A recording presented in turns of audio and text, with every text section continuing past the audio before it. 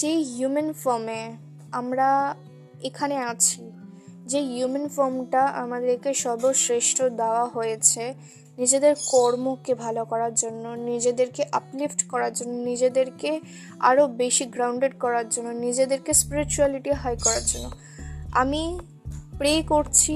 আর তোমাদেরকে প্লিজ হাত জোর করে বলছি যে এই নিজের হিউম্যান ফর্মটাকে কোল্যাপস করে দিও না।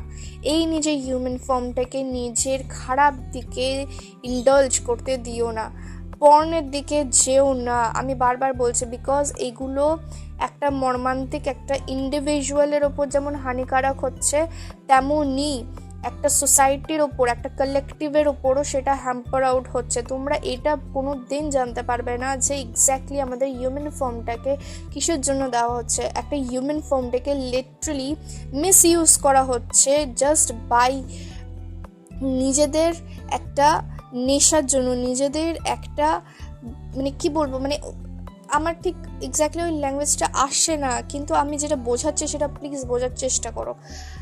আজকালকার ইউথ এটা পুরোপুরি বুঝতে পারছে যে আমি কি বলতে চাইছি। প্লিজ নিজেদেরকে এতটাই আপলিফট করো যাতে তোমাকে যদি কেউ ওই পথটা দেখায়, ওই খারাপ পথটা দেখায়, তাও যাতে তুমি নিজেকে শক্ত করে ধরে রাখতে পারো নিজের জন্য।